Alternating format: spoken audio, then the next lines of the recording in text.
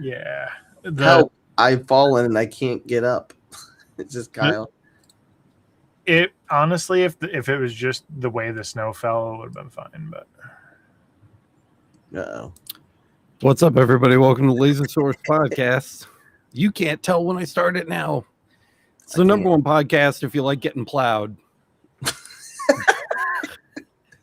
Wow. I did not get plowed.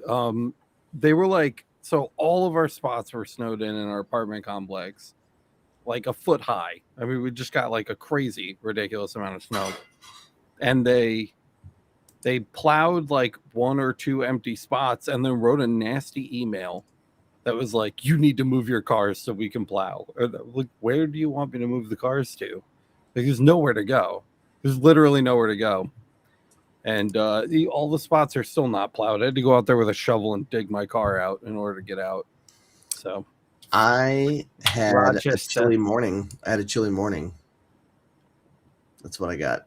Yeah, what was, how chilly was it? Like 69, 68? No, 30 degrees, 30. Wow. Like, actually, you could frozen water today. I mean, No one did, but like it could have. It could have happened. I actually had students who messaged me today. They're like, my power is out because of a brownout because we don't have power because everybody's using all their heaters. So it was like, whoops. Got a brownout right here for you, buddy. Over the weekend, it was like -20 with wind chill here. Well, that is all disgusting. Yeah. What, Kyle, are you running anything that's still exposed to the elements, or is all of your shit like climate controlled at this point? Pretty much climate controlled at this point. Climate controlled. That's nice. It's nice. Have you been having a hard time keeping the garage warm, Matt? Well, I've got a split unit, and that's why I told so it's the like same a mini thing. split.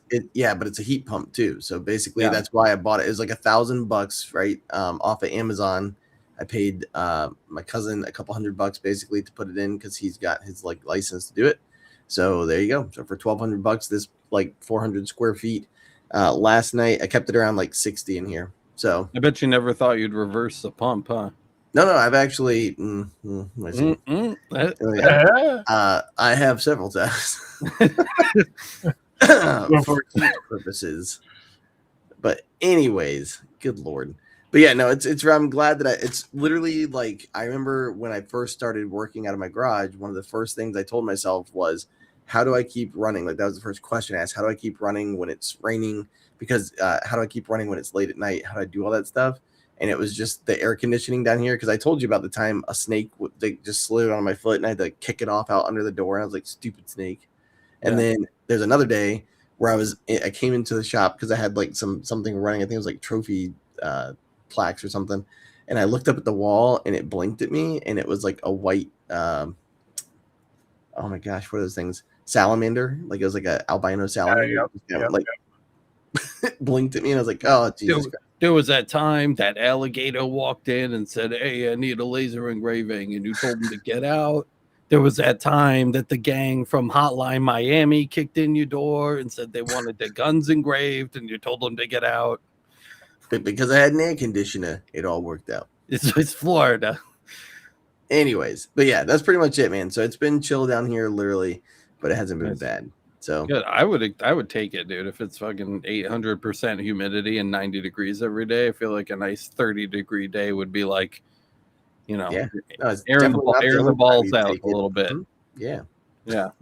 Get them dry for a second. A little reset on the sweat ducts, That's what I'm saying. That is what I am saying. I remember when this show used to be wholesome.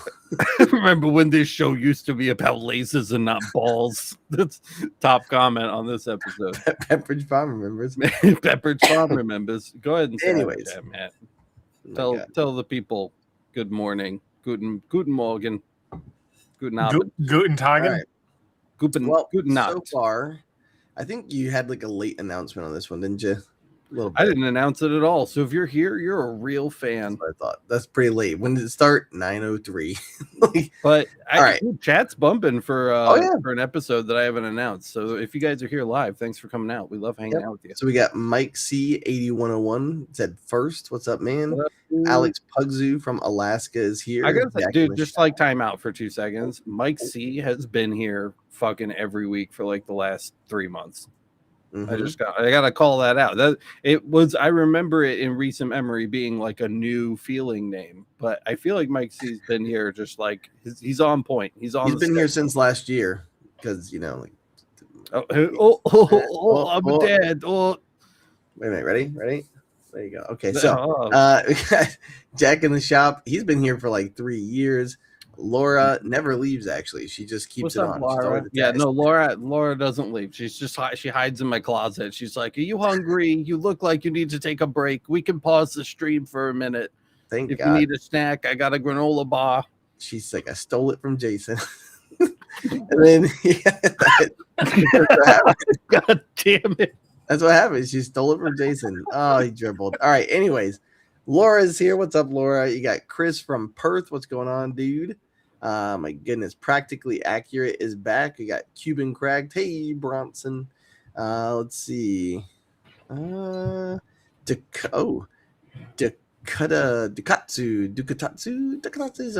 said hey. And then we've got Directed racist, Tech. bro. What's going on, man? No, I just am not a good reader. I don't know how to read good words. Nah, I'm you're racist. good. I'm illiterate. I mean, yeah, pretty much. But yep, that's pretty much everybody who's here right now. Thanks, guys, for coming out. Welcome. You're just here in time to see Alex clean up his spittle because he's a dope. That was almost like a really bad spit take. It was almost like all over me. I caught it at like the last second. So it was All just you a would have little bit. gotten, all you would have gotten is a text from Miranda saying, "Clean it up." I mean, it's my desk. She doesn't give a shit. This is my 3 square feet that I have like complete control over. So if it wants to be covered in spit and mold and fungus, then that's the way it is. It's What a not, lucky- but it could what a be. lucky lady. Could be. Could be if I wanted it to be. I do what I want. As always, guys, we're going to take questions. So if you have any questions about laser engraving, there's something you want to know, there's something you want to share, you want other people to know, maybe go ahead and drop them in chat. I'm going to try to keep up with copy and pasting them into a text file again, because that worked pretty well last episode. Also, hold on, let me actually do that now, because I'm saying it, I'm going to forget. What? I was going to say, the first thing I want to say is hey to Richie, who's still in the hospital, dude. Richie, dude. We gotta get you out of the hospital, man. We should make him. Can we do like a? Are they taking care of you at least? You doing all right? He keeps hitting the buzzer for sponge baths. I don't know what that's about, but we should do like a I wish it was like, you know, like how you'd go around the office and get a bunch of people to like sign a card and send it. I wish there was like a digital version of that. I mean, I'm sure there is. Like, you should just look it up. Google that later. We'll get it. We'll have somebody come and you know what we could do is have like a singogram. No. No? Not at the hospital? I think I'm gonna take a hard pass on that. All right, man. Isn't that like what offices used to do in the 90s just before Christmas? They'd send like Santagrams. Something like that. I mean, you could just send Santa's laser engraving. He just shows up and kicks in your door with a diode laser. All right. In 45 minutes, you're gonna have an amazing, memorable like piece, just like a little thing. Like an Ortur R2. My goodness.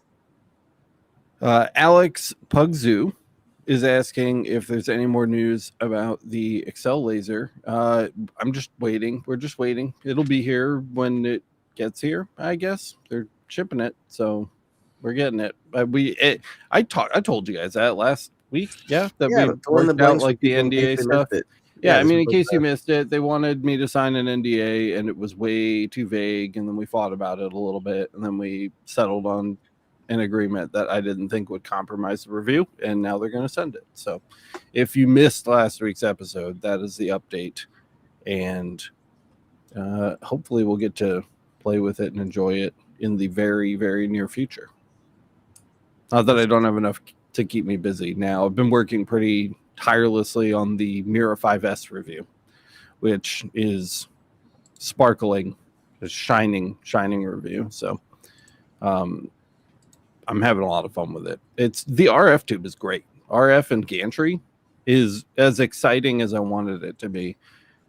What's the dot size looking like? Because that's the one thing we've always talked about. Like, yeah, it's not diode. You know what I mean? But right. it's not like a fat 100-watt tube, 100-watt CO2 spot either. I haven't measured it on the like good microscope yet, but I can do that and come back with it. But it's visibly better. It's noticeably better than like a normal glass tube CO2 laser. So yeah, well, and that's the big thing I know that we had talked about, and it was one of the things that we wanted to like get to at some point when, and you said like when we get one, because it's kind of one of those things where like if you've got a CO2 gantry glass tube and then you're trying to figure out, do I need to upgrade to an RF tube? Because a lot of people back and forth, and Kyle's mentioned it too, like measuring, you know, like the value of your time, because RF tubes can go a lot faster and you get a lot of detail, but like, is there like, what's the point of give and take, right? You know, like, is it really worth it, and how much you're using it and what you're using it for and all that kind of stuff. So I think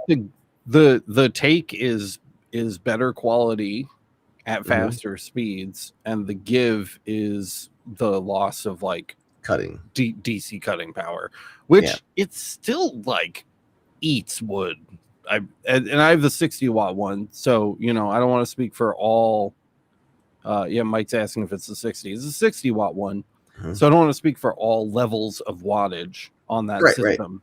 But the 60-watt dude, like I put in kind of some off-the-cuff settings a few times in the early tests when we were just kind of screwing around with it. And it like ate like a 1/4 inch of wood out of something. And I was like, whoa, like I had to like tune it way back. So it doesn't even feel that weak. When I say you're trading that DC cutting power, what I'm really saying is like that's like the textbook explanation, but I don't know how well that's going to translate into like, you know, a practical use case. It may not matter at all. Well, yeah, especially if you're cutting like 1/8 or 3/16 and stuff like that. Yeah, which is sure. what most people are cutting, so you're not going to see a huge difference. But I think that's, I mean, that's 1/4 inch and up, we would start to see, I think, some like differences curving and strangeness and stuff like that. Yeah, I think it's just going to be like a loss of power. You know what I mean? It'll start feeling like a diode where you have to run 2, 3, maybe 4 passes. And at that point, you're going to start seeing that hourglass effect from, you know, your kind of beam diverging as it runs out of the focus point. But, that's not why I would never recommend this machine to somebody who needs a cutting machine. This is a marking laser. Well, and I think that's what Kyle and I had talked about too, because like with the CO2 Galvo that has an RF tube, that's exactly what you run into, but at a way more shallow depth, right? Because your focal distance and all that stuff. Because like when I've cut through even like plastic, like this kind of stuff, like the, just the, oh my God, what is this called? Like Romark, like 2-ply? Yeah, thanks. There you go. Like even that, like just cutting this, which is so thin, it's gone out and it looks like a hexagonal angle or like a pentagon. Like I'm like, holy crap. So, anyways, popping off in chat here. What's going on? Yeah, it's Cheryl. Hey, was Cheryl gone last week or did she leave early? I feel like she was recently sick, right? She had migraines a couple weeks ago, and then last week she was feeling better. Was she? Okay, good. Well, it's good to see you anyway. I remember I made fun of her. I'm like, maybe she got the migraines from huffing all that resin, and she was like, no. Here's a good. Alex Pugzu says, I need to get some longer flex duct hoses. Is there a brand at Lowe's or Home Depot you would recommend, or what should I look for? Yeah. Is he talking about like the thick gooseneck? I'm assuming exhaust hosing. Exhaust hoses. So, okay. Yeah. I was picturing something. I was picturing like the hard plastic ones that you would use at like the termination. Yeah. So you have some options. You have what we would traditionally call flex ducting. It's like basically wire coils with like foil paper kind of wrapped around it. Yeah. And that's essentially what a flex duct is. Yeah. And then you have what's called a semi-rigid, which is essentially it's thicker material that can articulate, and that's going to cost you more, and it also comes in usually shorter lengths from what I've seen.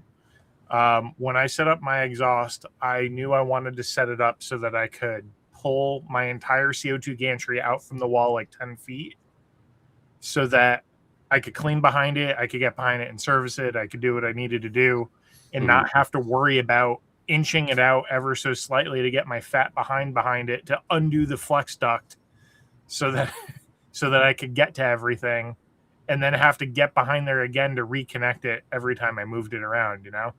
Yeah. So you can get, depending on the diameter you need. So I went with 8-inch because I had an 8-inch exhaust hooked up to that. I also have 6-inch for my galvos. They also come in 4-inch.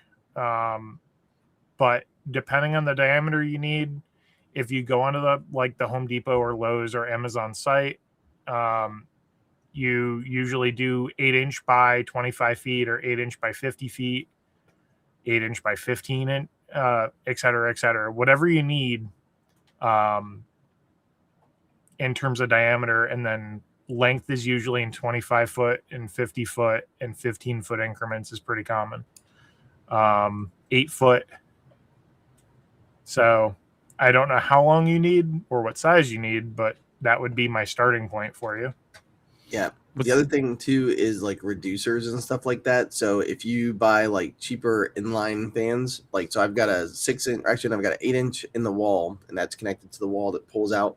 And it's got 10 feet that goes to a inline. And then I've got like 10 feet. That's what this little guy is. I've got like a little 4-inch inline. And so when I'm pulling this, it's pulling air from my CO2 gantry and from here. So that way there's always pulling it in, but then this kind of forces it down an extra few feet. And then I can also kind of put it on whichever galvo I'm using.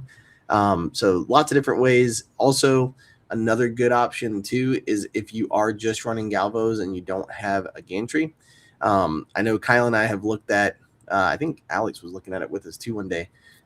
There is like a pack on Amazon. Like if you look into the woodworking crews, where literally right behind me on the wall, you can have like a wall mounted hard tube.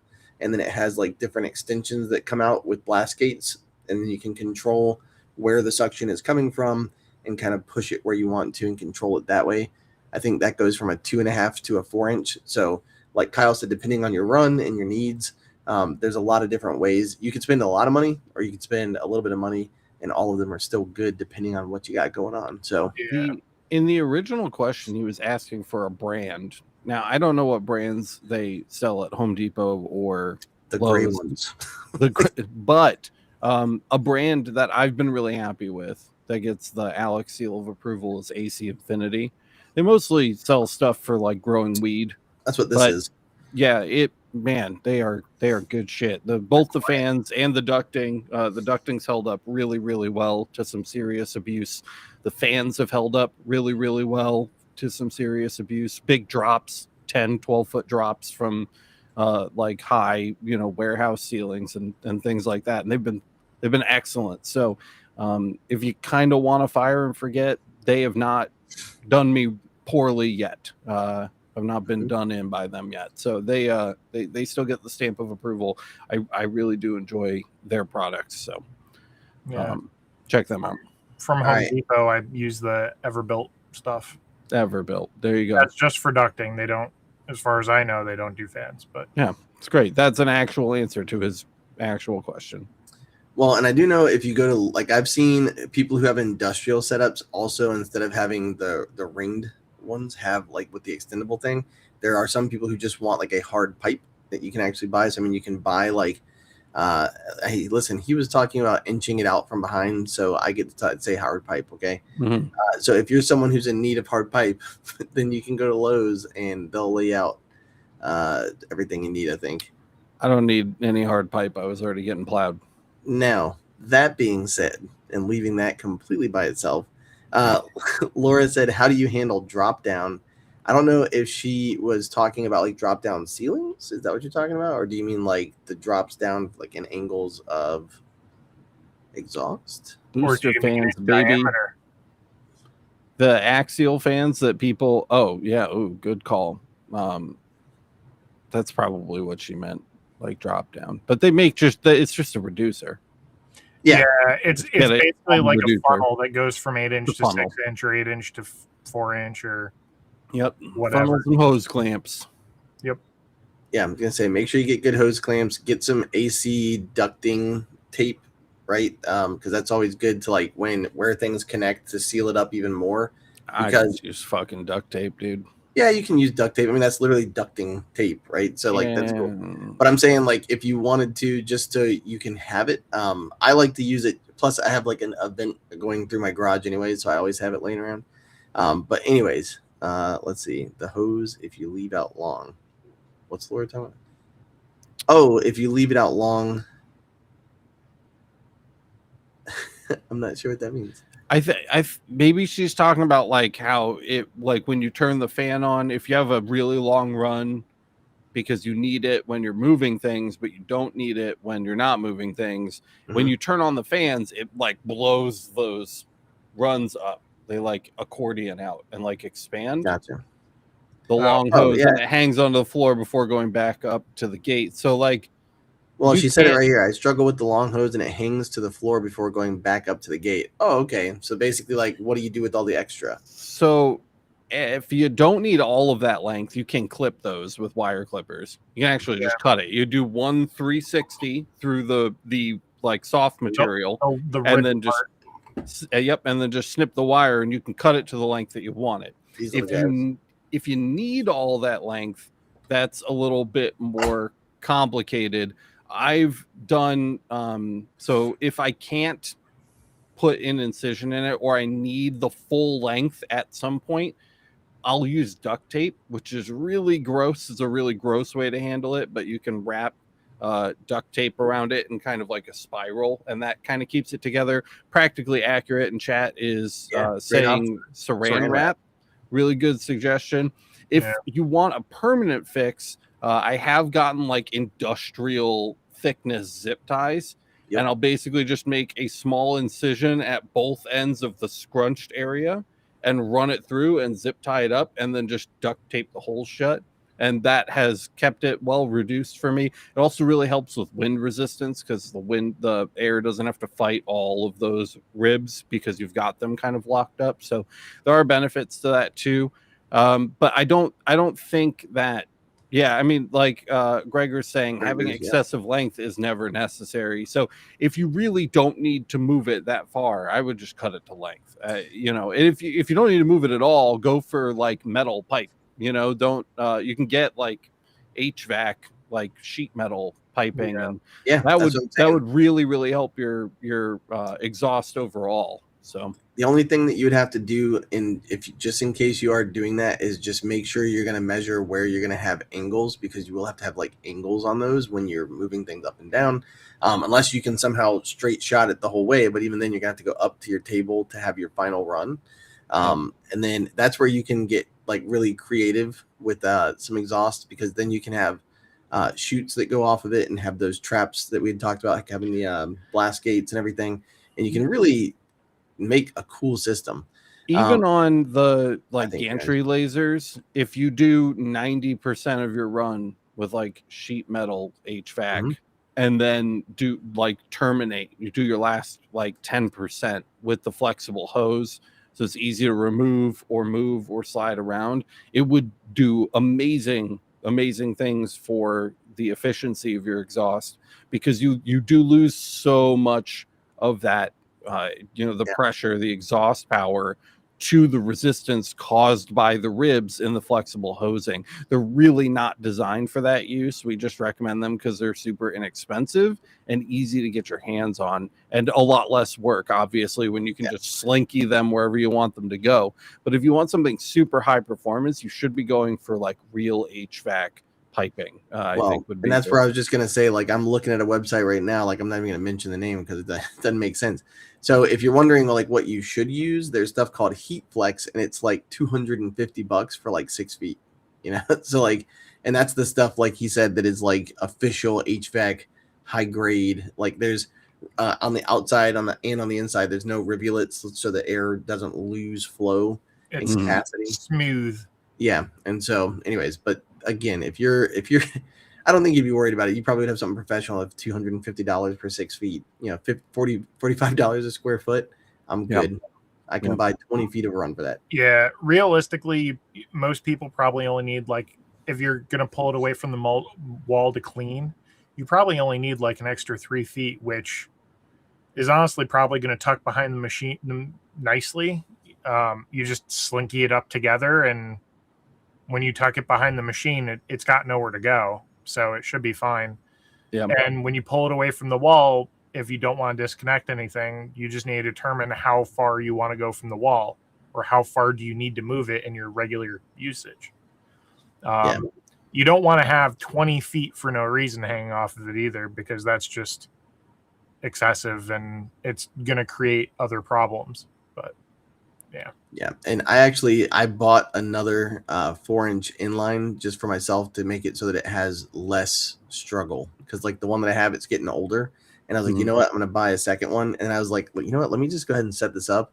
So in a hopefully in a couple of weeks, you'll see like right here, there's just going to be one mounted right behind me, like there.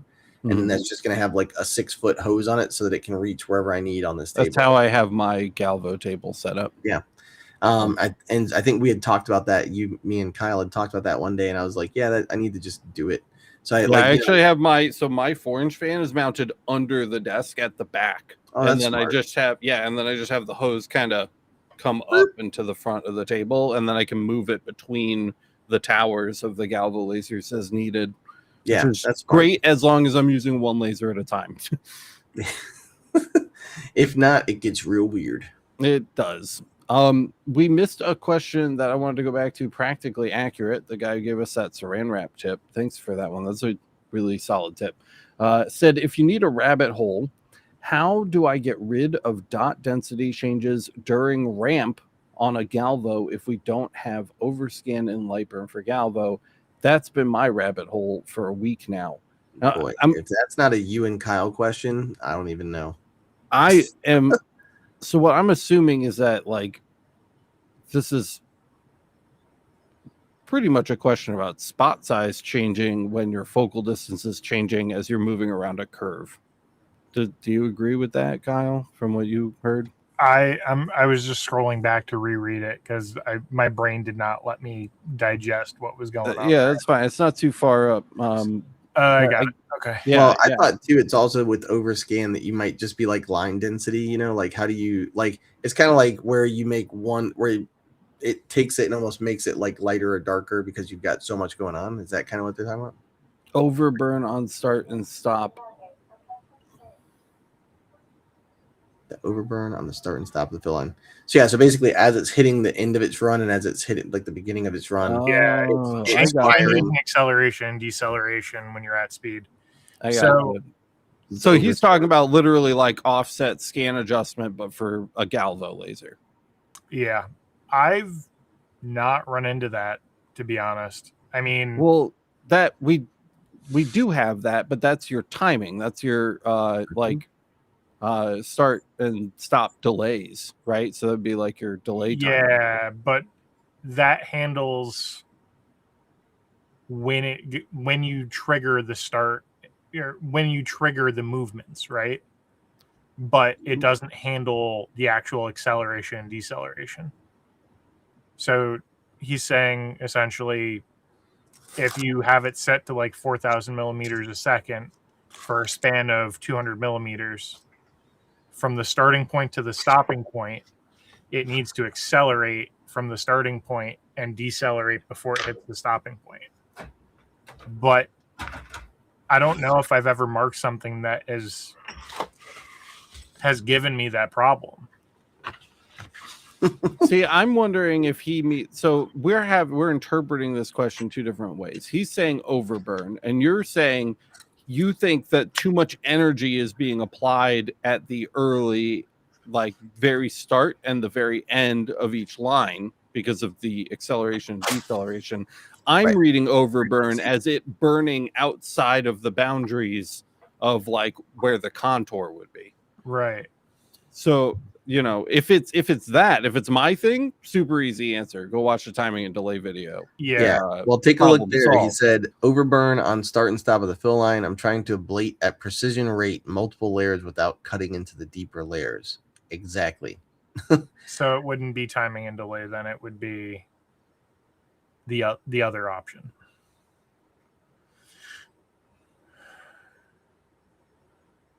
So then I'm So not it's sure. I mean, inside that's of the boundary. He's saying TC on is correct. So he's already done his timing and delay. So it's your thing. Which, what kind of galvo laser is it? Because my next thing that I'll bring up is if it is a analog laser and not a digital laser, or is that right? No, if it's a digital laser, not an analog laser, so a UV or a CO2 galvo, it has tickle and first pulse killer, which need to be adjusted because those can account for overburn at the beginning and end of lines. But it's a 60 watt MOPA, so it's an analog laser, so that's not relevant either. So you don't. Well, I don't know. What material are you working with? That's another question. Because if you're using a weird material on a MOPA, then that could explain why you're having issues with it. And there aren't really tools in place to deal with that on a fiber. Yeah. So part of the problem, right? So do you get where I'm going with this? I do. Yeah. So I guess what could be happening, right? If you're doing something like, let's say like a row mark, right? Let's say you're doing like a black row mark with like a white sublayer or something. I don't know. But at the end of the day, what's happening is when you're bidirectionally scanning on something, let's say you start from the left and you go to the right. As you scan from left to right, you stop on the right side and you don't go back to the left side and start again. You're immediately swiping back from right to left with the laser on. Mm-hmm. And what that's doing is you have energy output causing heat at the surface. And as it comes across, the heat that you generated on that first mark to the side is now getting swiped back across with the mark going right to left. And you're ending up stacking heat on top of it before it has time to cool. On a bidirectional scan. Right. And so in the corners, you're going to get more heat than in the center where it's going to have more time to cool before it gets touched. Mm-hmm. And every alternating layer, those layers respectively are going to get marked more densely or have more heat affected zone on the edges. Right. So that's going to cause less apparent burn in the center. Yeah, because it's going to look like it's all, because those lines are so small, it's going to look like it's all the way down the sides, even if it's every other. It's almost going to look like stitching. Exactly. Yeah. Exactly. So that would be my theory. In which case, try turning off. Oh, what? So ahead. I was just going to say try unidirectional. That's the easiest way. It's going to take longer, but just do that. If you switch to unidirectional, so just turn off bidirectional. Don't use flood fill. Just see what kind of pattern you get and if it looks more even, because if it does, then it has nothing to do with the way it's applying your line. It has everything to do with heat generation. Oh, he's on unidirectional, so fuck you, Kyle. I don't know. That is a rabbit hole.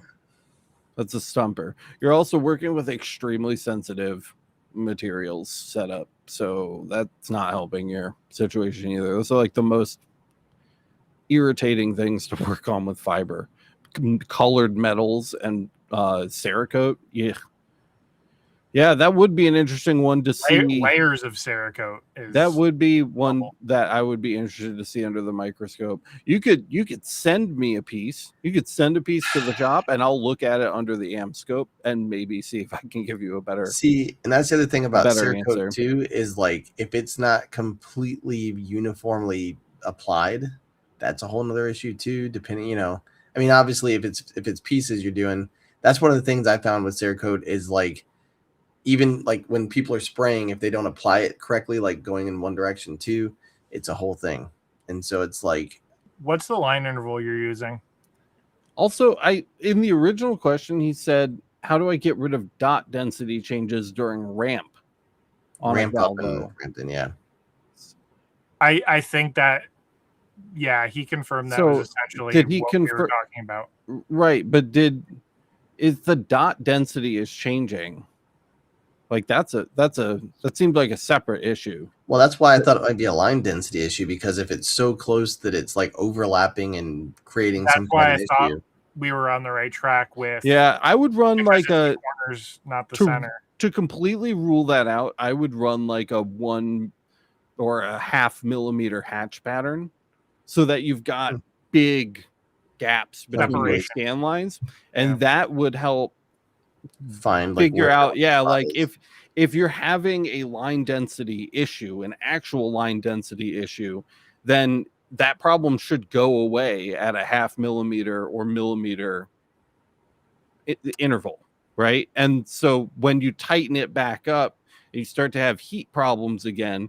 Even if you're running unidirectional, if you tighten it back up and you're starting to see the issue come back, then you know that it's like a cooling thing, right? Like you might have to take some extra steps to keep your substrate cool, but at least if you spread it out, you'll be able to see if you're getting, I'm assuming what I'm picturing is like matchsticks at either end, right? Is that what you guys are picturing? Like matchsticks Right. at the end of line. So if you still see those matchsticks on like a 1 millimeter interval fill, like that would be very telling as far as kind of ruling things out.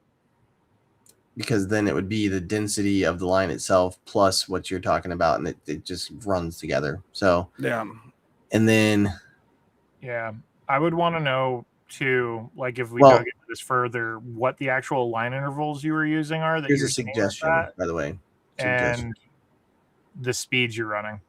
So this is where, if you guys, so for those of you who are listening and or watching the show, Discord, like this is where Discord comes in super handy, and this is where the Laser Master, and this is where the Laser Master Academy comes in too, because that's where Alex and Kyle are all day.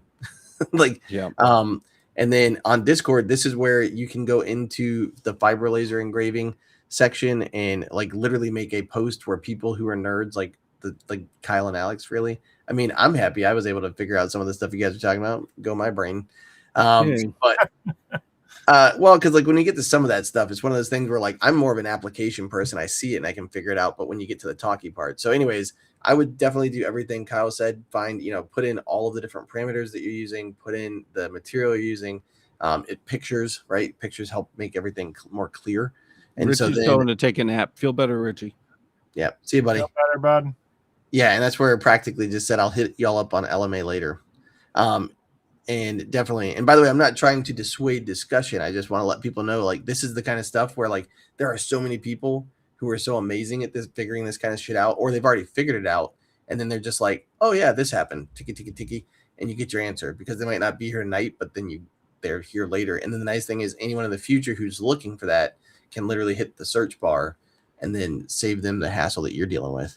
Yeah, practically accurate says liner interval has been as high as 6 LPI. I'll hit y'all up on the LMA later. Yeah. I would make this one a public post because I think having more people to brainstorm it would be better. So rather than like a one-on-one chat, let's make a public post, include as many like images and kind of evidence examples as you can, so that we can get like a really good picture of what you've already done, and we can take a closer look at it and see if we can think of anything. It is strange. It could be just a weak scan head. Maybe it's just not. Yeah, maybe it's just not getting up to speed. Yeah, as fast as it should be, or something along those lines. I have seen that before, and also voltage droop. So like when the motors put load on the power supply, the initial spike of load, the initial amp draw that it's putting on it is dropping the voltage a little bit sometimes, and that can also cause a problem. That could be an early sign of a power supply having issues. And that's something you can test with the multimeter. But easily, we have an episode on that PSU testing. Though practically accurate sounds like they know what they're doing. They don't sound super inexperienced, so I don't want to put it past them that they couldn't figure that out. But we do have a video on that just in case. That's what's so great about having the community. So it's a great Yeah. question, because that is the kind of stuff where you literally, I remember when I used to try to figure out how to do the blue leatherette, you know, like with the, like that kind of stuff, that because at one thing you burn it one time, you get it perfect, the blue and silver, like that kind of stuff. It's just, it's really nice to have people to bounce ideas off of. So Quantum Leap, if you scroll back up, said he has a question. He said the old Galvo UV marking doesn't have a rotary 4-pin port externally. Maybe it's an older EasyCAD 2 or a light card. What are some options to add a rotary, if at all, with maybe an external stepper, and is it worth it? Just because it doesn't have an external 4-pin rotary port doesn't mean that the control card isn't capable of having one. It's so gonna. Go ahead. No, you go ahead. I was just going to say, one of the things that a lot of companies will do, whether it's a cost-saving measure or it's like if it's a one-off build for a company that builds per person, right, based on need. If it's not something that's necessary for the person, or they didn't ask for it, they might not include it in order to keep the costs down. And basically, that port is essentially 4 wires that get wired back to the driver, and then the communication wires from the driver go to the control board. So those few components, basically, and a little bit of wiring, sometimes just don't get included for cost-saving measures. If the control card that's in your machine, and you can confirm that just by opening up the side and looking at the numbers basically on the PCB to know what you have in there, you can determine which controller you have. If you use EasyCAD 2 or EasyCAD Lite at first, or that's what they sent you, then you know it's at least one of those cards. But you can confirm exactly what card you have and know exactly what it supports in terms of external accesses. It might support none, it might support 1, it might support 2, 3, or 4 if it's like an EasyCAD 3 board, for example. So it kind of depends. But the extension to Kyle's answer is, if you can figure out what control card you have, we very likely have the pinout for it. And it's wiring for stepper motors is so simple. I've actually done it. That's how easy it is. It's so easy. So you just get like a little DB connector and you solder 4 wires. It's I think it's direction and pulse, plus and minus, right? And wire those into your stepper motor where those labels are. It's either deer plus, deer minus, pull plus, pull minus. And you just make sure they match. And then on the output, you usually have A plus and minus and B plus and minus, and those go to your rotary. And it just works. As long as you have the wires paired up correctly, it just works. It's very, very, very simple. You just have to, the hardest part of this process is going to be knowing whether or not your controller actually supports an extension access, especially if it's older. I don't know how older is, if we're talking about like 2 years, maybe 3 years, there's a good chance it probably supports it. Even some of the newer EasyCAD Lite B boards support it, which I've learned the hard way, which is weird. But if you're talking older than that, you got like a 5-10-year-old machine or something, and you're trying to get a rotary on it, that could be a more of a toss up. So it really depends. But we do have, this was the point of what I was trying to say, we do have a full episode called Downgrade Your EasyCAD 3 board to an EasyCAD 2 board, which is not relevant to what we're discussing right now. But in it, I include pinouts for all of the EasyCAD boards that I had access to the pinouts to. And then we have a follow-up stream, I believe, that I did down the road where I do, I think it's called like emergency UV laser surgery, where I'm doing exactly what you're talking about right now. What are you shaking your head no for? I just remember you doing it live. And no, The It's edited horrible. version is great. But the thing is, it's like if you tried to do it yourself, it's difficult. But watching the video makes it way easier. Yeah, so in that one we get even more specific with pinouts and things, especially with UV lasers. As I mentioned earlier in this episode, fiber lasers use an analog board circuitry to do their communication. CO2 Galvo and UV use digital boards, and they're different pinouts even for the same type of board. So an EasyCAD light board, A or B, for a fiber laser is going to have different pinouts from an EasyCAD light board, A or B, for their digital boards for UV and CO2 Galvo. So it's all very specific, and as long as you're looking at the right thing, it's fairly straightforward. But what you're asking to do is not an insurmountable task. You just need to make sure that you're crystal clear on what you have in front of you before starting, and you'd probably have a pretty easy time. Yeah. By the way, he kind of added some more information here. I was going to say kind of addressed one of your questions. Yep. He said it's maybe 2 years old and it has a Sure. DB9 serial port, not used at the moment, but I'll look at the card to confirm. Thanks. It's a coin toss. It's a coin toss. So common sizes you'll see coming off those boards are DB9, DB15, and DB25. Yeah.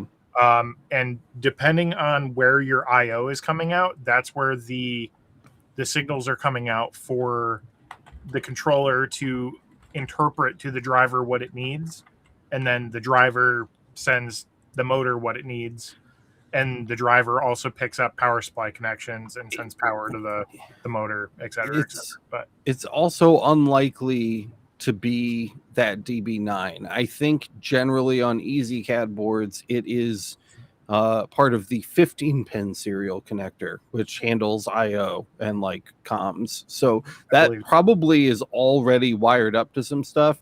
And I, in the past, have just completely replaced that connector and resoldered all of the wires myself. Generally, there's only 2 or 3 that are actually used on those 15-pin serial connectors, usually for like the foot switch or like an interlock switch if you have like a closing door or something like that. Yeah, that is the connector you're after. So there's likely already something hooked up to it, and it may just be like a snip and strip and resolder to a new connector. Dude, did I show you guys the Phoenix connector? Yes. Serial things. Oh my god, those are so sick. It made life so much easier.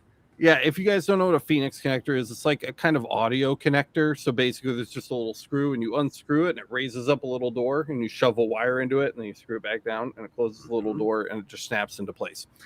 They make fucking serial connectors where inside when you open it up, instead of just the normal metal pins that you would solder a wire to, you open it up and it's just like a fat row of Phoenix connectors, so you can like hot wire things and like hack through it. Bam. Dude, that was essential. Like I wish I had known about those so much earlier, because then it was super easy for me to be like, is this pulse minus or pulse plus? And then I could like just hot swap them around until I found the way that I needed my wire set up. Oh, is my foot switch getting a signal on this one? Nope. Okay, unscrew, swap it to this one, screw it down, test the foot switch again. Everything is so much easier with that connector. If you don't have one, I would recommend it. I have a suggestion too. Is you guys are still doing trainings, right? Yeah. So I was gonna say, if this is something that does seem insurmountable, or you wanted like a one-on-one with, these guys are your people. Like, that's I don't know. I don't want to like discourage anybody from reaching out to get help. This would be a challenging thing to do remotely because it's not super software based. That said, I am happy to sit and waste an hour or two, like watching on it and take a look and say, hey, yeah, that's what that looks like. Sometimes just getting that confirmation before you drop money on all these, changes. I would not say it will be an easy session or even the most productive, but I'm happy to do it. I don't want to oversell our capabilities for hardware assistance. Right. It's more just for confirmation and being able to help you look at stuff. But that's also where you can go to the Discord in LA. Sure. Yeah. Yep. There was another question too, by the way, that was up there, and I think it was Mike said. Same applies if you want to add motorized Z, right? Yes. Yes. It depends on the control card, because again, not every control card supports 2 axes or more. So asterisk. Yeah, I think the full-size EasyCAD 2 boards do, but a lot of the EasyCAD 2 software packages that are out in the wild don't even have support for a motorized Z. So hooking your motorized Z up to it would be pointless because there would be no way to interface with that. I don't think Lightburn has a way to interface with that to raise and lower They Z's. do now. They do now, brand new. This is a new thing. It is part of 2.1. Okay, great. So in the release candidate, I don't think it's officially released to the wild yet, but it's the release candidate, which is in do you get to set GPIO pins for that? Are you telling it which? I don't believe so. Okay, so then I don't fucking know how that works. If they're not doing it with GPIO, I have no idea. You have to tell it through Siri. No. Otherwise, if I was going to do motorized Z and I wasn't using it for some kind of half-baked autofocus solution, I would probably just wire it up to like a little control box with like an up and down button. Personally, tethered up and down. Yeah, that's a different discussion for a different night when I've had a chance to look at that, because I've always thought that those were handled by the little IO pins again on that same connector, the 15-pin serial. But I just haven't had enough time to look into the software implementation of it. I haven't downloaded and spent time in the release candidate. I'm still on 2.0 point whatever, so I have not checked that out either. 1.7 for life, or at least until I finally have like $50 spare. Yeah, pins, wires, and boards. Oh my, well said, Matt. Yeah, well, because a few people in chat were like, I don't know what's going on, but I'm happy to drink while I listen. Yeah, it's if you want to take a trip and just consume some of this, kind of sponge it up, go watch that EasyCAD downgrade video. It's a good video. It's a good video. You'll learn a lot about how these machines are kind of like set up to work. Especially about EasyCAD 2 control boards. A lot of things that you take for granted with your laser machine happens on those IO pins that I keep talking about. And being able to fix them or assess damage to them or diagnose issues with them would explain a lot of issues people have with things like broken interlock switches or broken foot pedals or broken rotaries. A lot of it can just come down to that one little serial connector on that board, and knowing how to navigate that and knowing circumvent it, what things do what, even if it's not your specific board, just understanding the board architecture in general would give you a much better idea of how to diagnose those kind of issues. The best way I could make, so for people who are feeling confused tonight, the best way I can explain it is if you ever put in a thermostat on your wall, it's kind of the same thing, right? Like there's certain colors that make certain things happen, and that's what the pins do that he's been talking about. In case you don't know, or if you're someone who's listening for the first time, like what the hell? But the good news is like Kyle and Alex both have made some really cool videos.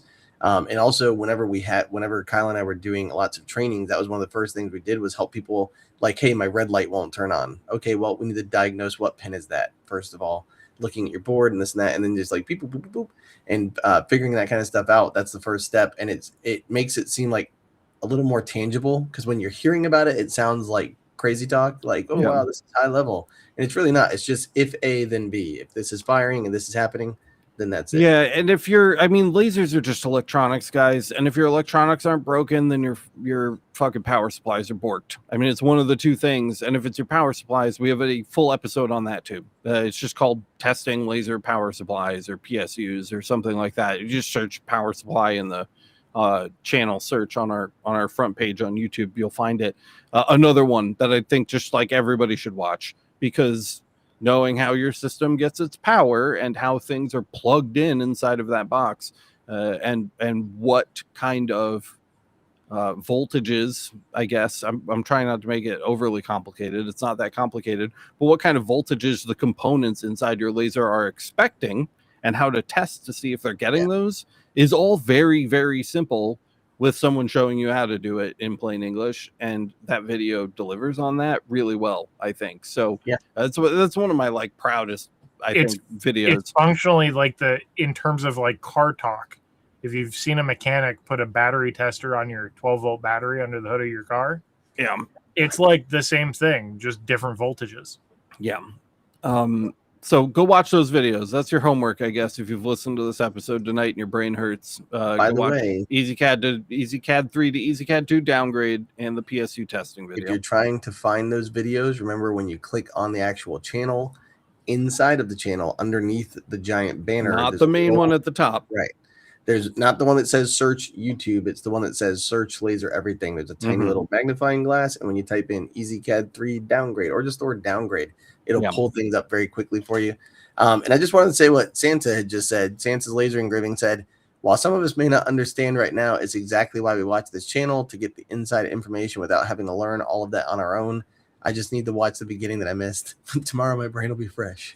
Yeah, if we can mop up some more LMA members and get our strong LE support backing kind of back up to where it was like a year ago, I'd love to spend more time on the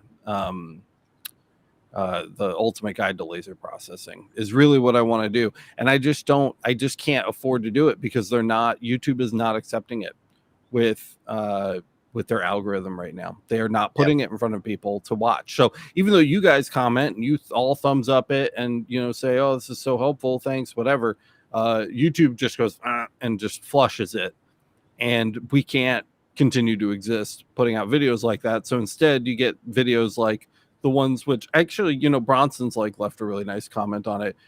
It was Miranda's idea to do did you guys see the video we just came out with? I like that one. I thought it was really good.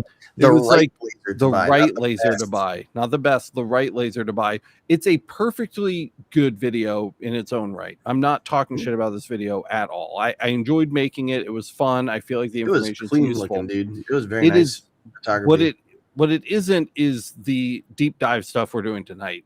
And if you guys want more videos like that, we have to get a little bit more LMA backing so I can get a little more wiggle room to do that kind of stuff again, because I can't justify it with the way it performs, even if it changes 15 people's lives. If I keep making videos like that, we're just going to go out of business. So, yeah, I don't know. I'm on a tangent right now, but anyway, down there said the best thing you can do is just when you get done, go check out these videos. And if you find a video like an old one that's helping, he said, make sure you leave a comment and then hit the hype button, which is that new thing. That's like a new thing that they're doing that I still don't understand. I think the only thing it can do is basically it puts it in front of people like, hey, other people should see this. Boop, boop, boop. Yeah. I guess I honestly, I'm trying to like picture the hype button in the wild, and I feel like I don't like a lightning bolt or something like that. I think I don't know. By the way, I will say Michael Diaz just said the latest Lightburn update now allows you to save your rotary settings to your file, which is cool, which wasn't a thing. The checkbox to do so is in device settings. Fucking Michael, what a pro, dude. Thank you, dude. Word. That's Kyle's so excited. Nugget of gold right there. That's good stuff. Yeah, that's nice. That's huge because that's one of those things where I literally for like years have just saved one file, and that's like if I'm using my 20-ounce cups, I go to that file, delete whatever's there, add my artwork for the new one, and then hit save as. Yeah.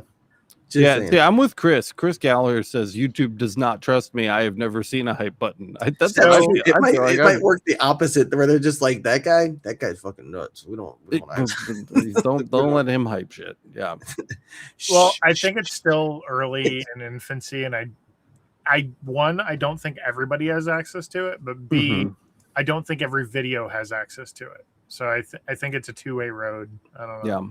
Well, I do have some other ones that we're hoping are bangers for more of that kind of general audience video stuff coming up. So one of them, I'm going to be just ranking specific lasers on that. Have you seen the videos where people do like F to S tier and they like put little icons in the box stuff? Yep. I'm going to do one of those for lasers. I think that'd be fun. I just kind of want to do that one. Miranda thinks it'll be a good idea too. I like that. I think she approved. Like, what if that pitch? Which laser would it be in D&D? Huh? Yeah, I could do one of those too. Yeah, that'd be fun. We could do that one together. It'd be fun. And then the other one I'm going to do is a pricing video. So I know a lot of people want information on how to price jobs. And so I tried to think of like a fun way to present that. So I'm not just sitting here like, do 300 times the blah, blah, blah, blah, blah, like just shit you can get from listening to the podcast. I think you should do a rap. A rap? A rap? Yeah. If you got a product and you want to pay, you got to tell people what to say. Boop, boop. Wicka, wicka. $50, little man. Put that shit in my hand. If the money doesn't show, then you You've already owe got me. the That's literally the intro right there. No.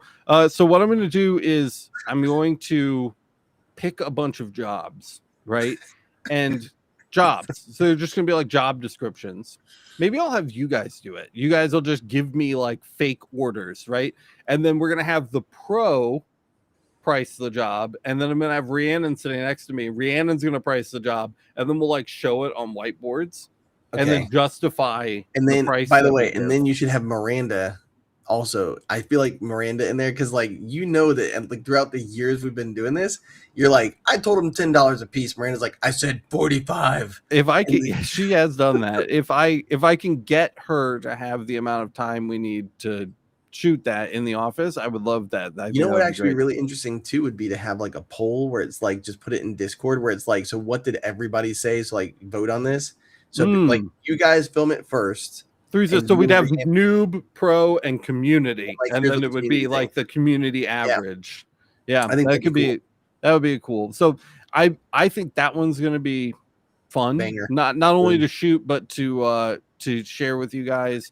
And hopefully we can kind of widen our viewership with that kind of content a little bit so that we can get back to the nerdy shit that we really like to do. But that's the kind of stuff that we have kind of in the works right now. So hopefully that sounds fun and exciting. That's what I got. There you go. Yeah. Oh, Michael said, I bitched until Lightburn finally capitulated.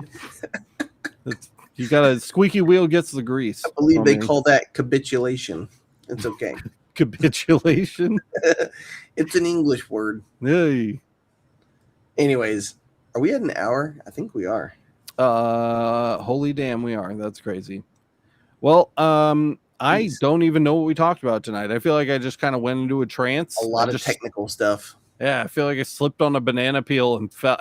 Have you seen the meme where it's Shooting Star by Bag Raiders and the like a guy will like be walking and he gets hit by a car and they freeze frame his body and then like send it through like space and past galaxies and yeah, Kyle knows it. Yeah.